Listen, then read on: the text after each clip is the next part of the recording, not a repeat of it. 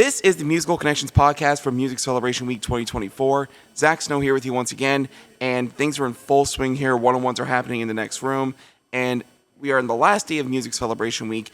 We are going to be talking to one of the young, up-and-coming rock stars here in the province with her band Greta and The Goldfish and their EP Harbour Graceless, and nodded them a nomination for Rock Artist of the Year. Joining me right now is the lead singer of Greta and The Goldfish, Miss Greta Warner herself. How you doing, Greta? I'm good, Zach. How are you? I am lovely. Congratulations on your Rock Artist of the Year nomination. Thank you very much. Yeah, it's very exciting to be nominated this year. We're super happy about it. I'd say you should be very proud of yourself. Your album, Harbour Graceless, you released this back in May. Yes. And you recorded this, I believe... Actually, I don't remember where you recorded That's this. Okay. Yeah, so tell me a little bit more about Harbour Graceless. So Harbour Graceless was a fascinating process coming together. So in terms of the recording, we did that at the Bad Times Club studio. So James Benoit was our tech. They did all our recording and mixing. Michelle LaCour mastered it. And the Bad Times studio is actually a shed on Freshwater Road that has been converted to a fully professional operating studio. So we were all in this tiny little space with a million instruments, just throwing stuff together. So yeah, it was a blast to make. A really good time. Oh yeah, I'd say. Yeah. And it sounds really good too. Like very like 90s alt rock. You're kind of going for like a grungy type feel for this new record? Yeah, I mean, I don't think there was necessarily a particular feel that we were going for, honestly. I think it was a little bit of everything. I mostly just wanted to explore on this EP because, you know, I've been writing songs since I was literally a kid. And to me, it's really important to keep trying new things, especially as I grow as a person. And, you know, I want to find new musical tools to translate this new set of experiences I'm having.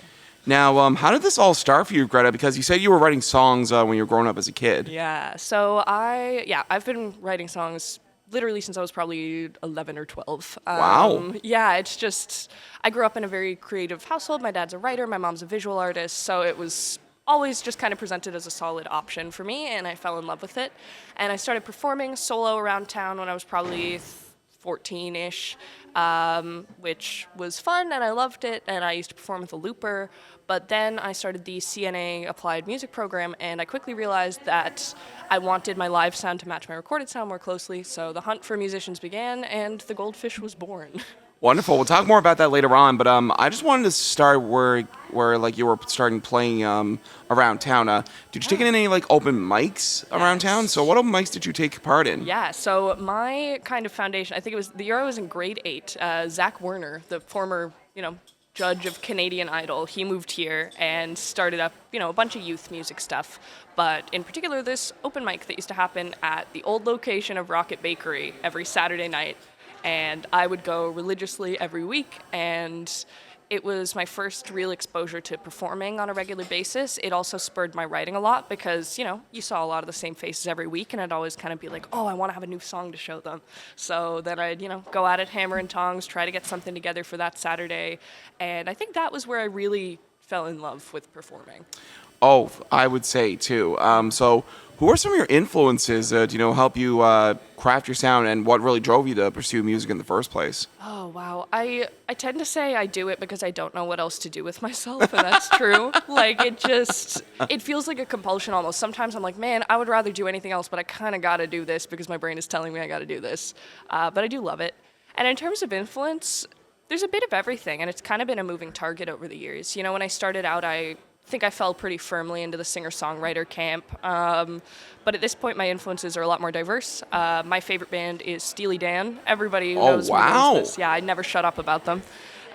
So there's a lot of that kind of, 70s, 60s, 70s, 80s. I know that's a broad span. So you're a yacht rock lover. Yeah, I am, for better or for worse. But there's also a lot of new wave. I love new wave. I love a lot of modern indie. It's a real eclectic mix of things, I think. Steely Dan. I never found a woman who liked Steely Dan before. Yeah, we're definitely in the minority. But they have like very great songs. Reelin' in the Years has one of the best guitar riffs I think I can ever hear of. Yeah. Peg, Ricky Don't Lose That Number. Yeah. They have a lot of great tunes there.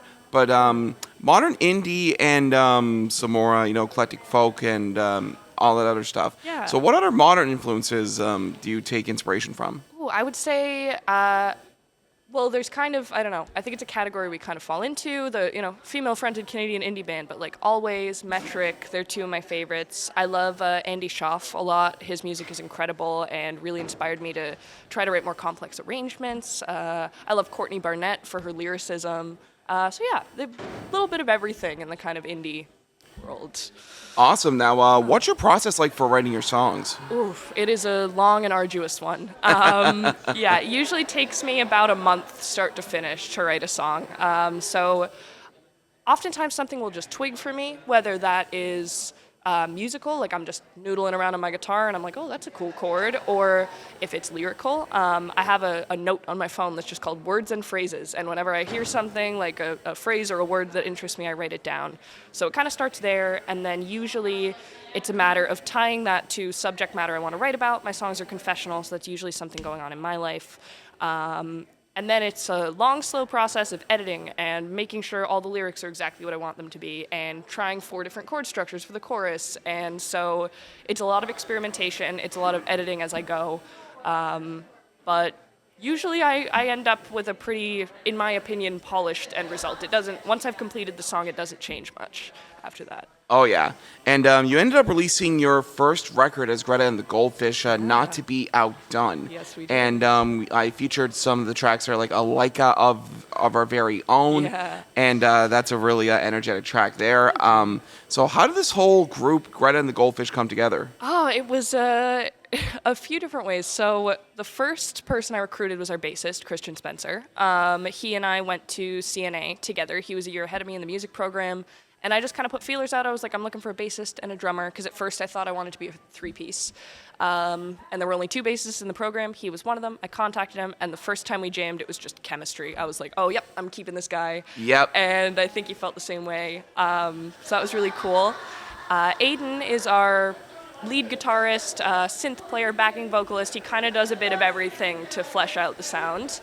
I actually met him because he is my former partner's brother. And What? Yeah, a little St. John's incestuous drama there. Oh, Jesus Christ. Yeah, no, so that's how Aiden and I met. I used to live in this basement apartment, and he lived in the house above it. And we connected, and we started jamming, and then despite all of my personal trials and tribulations, the musical connection stuck.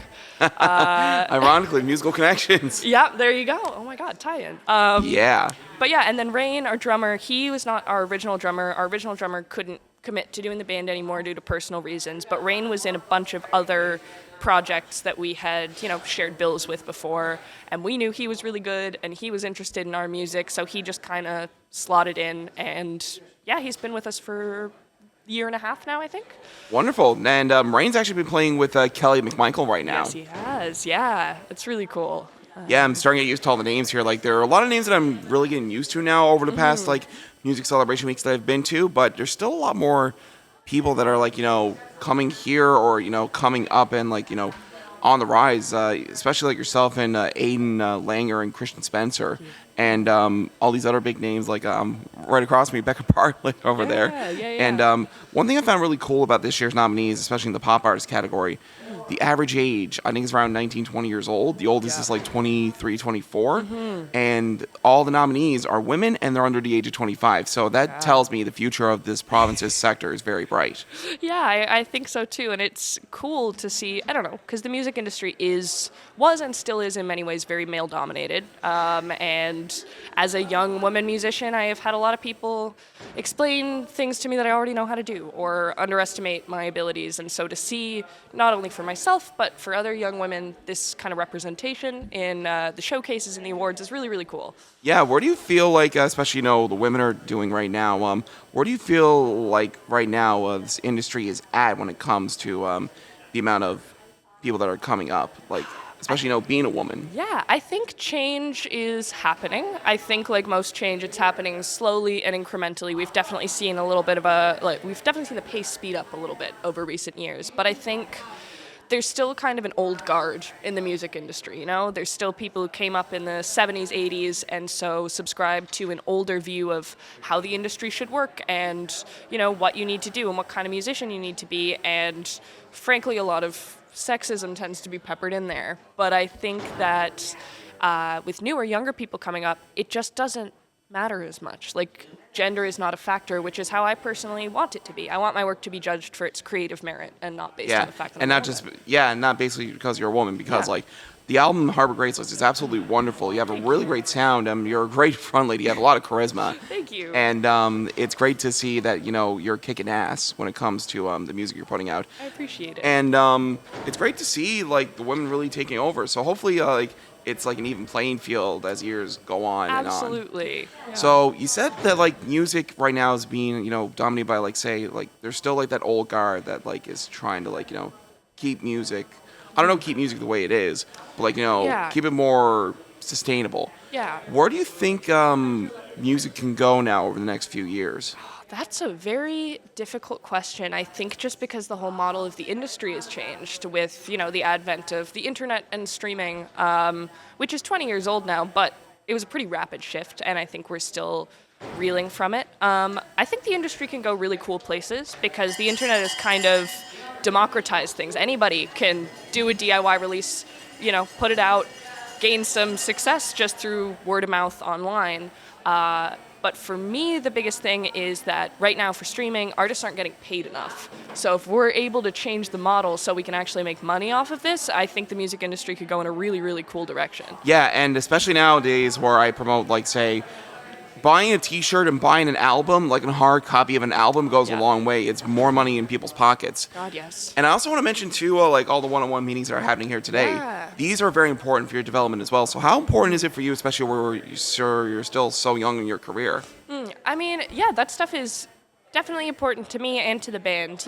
We have gained something of a following here in town, which is so cool. And, it's crazy to be out and be recognized. Not that it happens often, but it does happen. And so I think the industry stuff for our careers specifically is about starting to branch out outside of Newfoundland because we love Newfoundland. I love living here. This is my hometown. But it's easy to get boxed in as a Newfoundland artist. And so the opportunity to chat with all these delegates is an opportunity to make connections off the island, to look at things like sync placements, which not only would get our music out there, but would be a great source of income.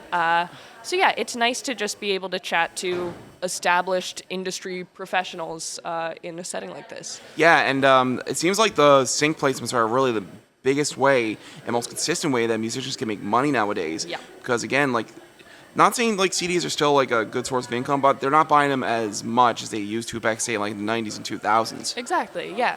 Yeah, things have definitely shifted. And so, yeah, like sync placements, merch, like T-shirts and stuff, because those never go out of style, I guess. Oh, yeah. Those are the good ways to make money. And performing. Like, the model is shifted from you make your money by record sales and you go on tour to promote your record sales to you make a record so you can go on tour and make money. Yes. So, yeah, things have just kind of been flipped on their heads, which is interesting to see. And do you think COVID may have had a bit to do that and really expose that even further? Yeah, I absolutely think so. And I think COVID was fascinating because for people who were already professional musicians, it definitely slowed things down or shut them down. But for people who maybe weren't musicians or didn't think they were musicians prior to the pandemic, the opportunity to be at home and explore creatively and to have a way to put their work out through the internet, I think actually introduced us to a lot of new artists and produced a lot of really interesting new work.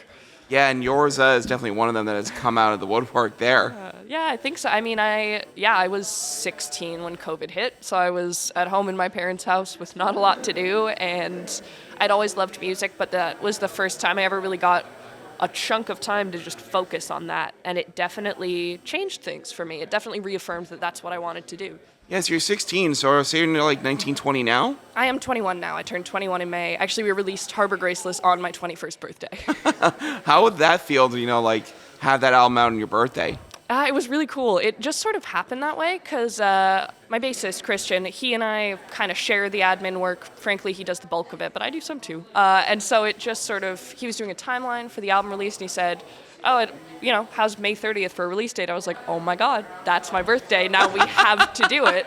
And it was so fun because, that album is about a lot of, big personal events. It represents a turning point in my life. And So it was cool to, have that milestone coincide with another milestone. But also, our album release show was my birthday party, basically. I got up on stage, I was like, guys, yesterday was my birthday. We all have to have fun, and it was great. Yeah, that is absolutely wonderful. Like, you definitely had the best present you can ever ask for, and that was definitely to release a new album on your birthday. For sure. So, tell me a little bit more about Harbour Graceless, because you did release this. Yeah. You did record this at Bad Times Club, which was like that Shed on Freshwater Road. Which was pretty cool. So it kind of has a kind of like alt rock kind of vibe there. So tell me a little bit more about it, and what was it like writing this record? Oof. Writing this record was a labor of love. So this record, each track represents one of the 5 stages of grief.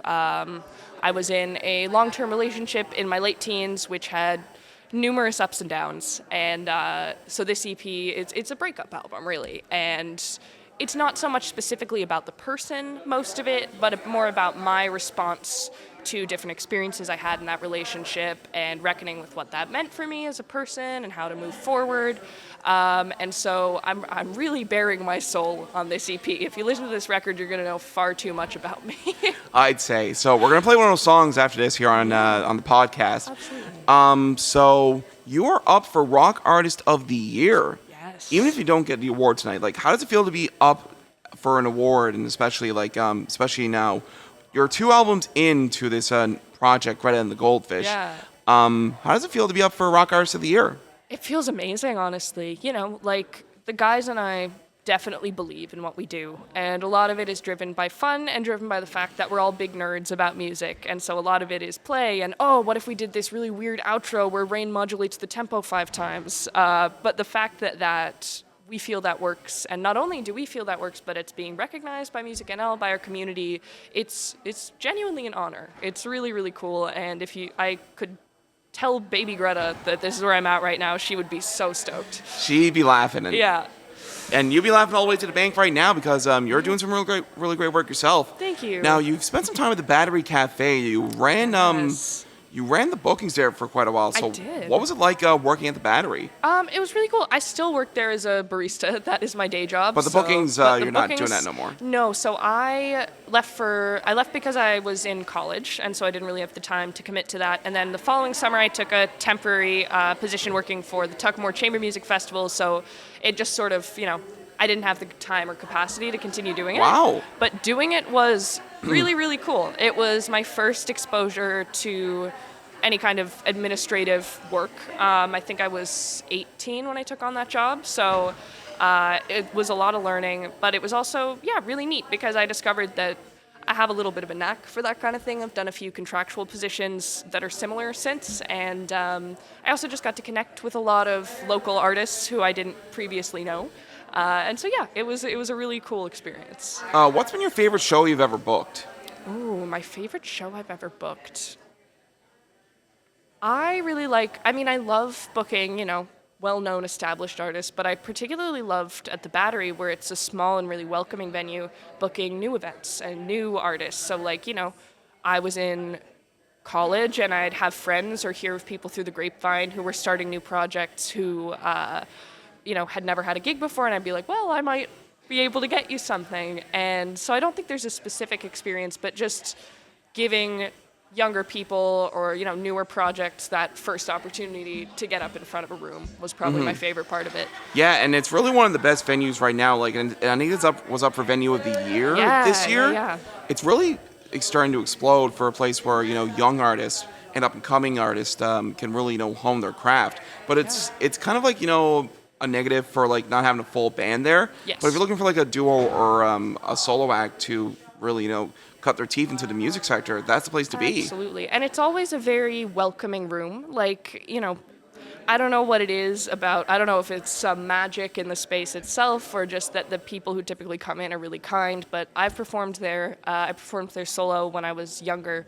And it's just a really good energy. It's just really warm and inviting. And it is, as you put it, it's a great place to cut your teeth, for sure. So how important are those types of venues for the development of the music sector? Oh, God, I think they're vital. I think they are so, so important, particularly all ages venues, because tragically enough, the music scene here mostly exists in 19-plus spaces, which is cool, but there are a lot of really incredible young artists, like really young artists, who want to get out there and start performing.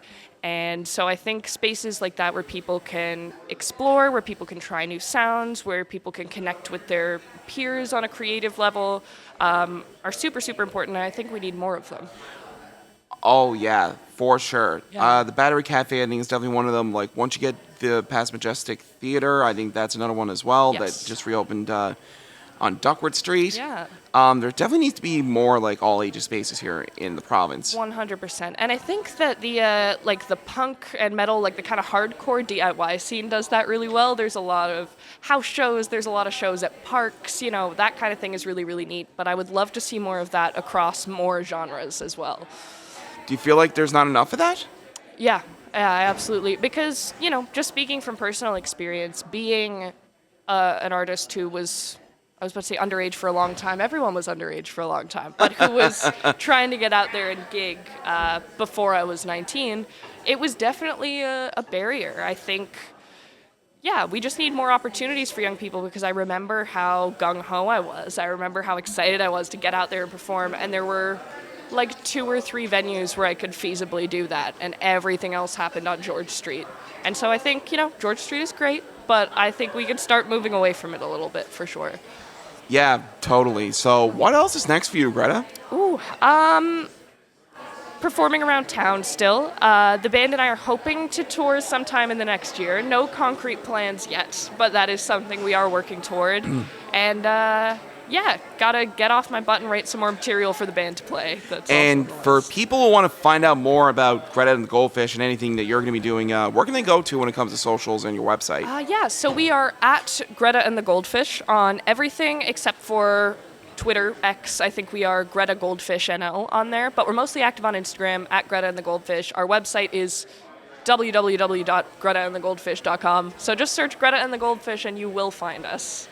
Well, you're one of the fastest rising singer-songwriters here in the province. You're making some noise in the rock scene, and hopefully you get to make some more noise with more material they're going to be releasing very soon. For sure. Greta Warner, thank you so much for joining me on the Musical Connections podcast. Thanks so much for having me. It was a pleasure. And thanks again for doing this. Of course. Yeah, truly my pleasure. I appreciate you having me, Zach.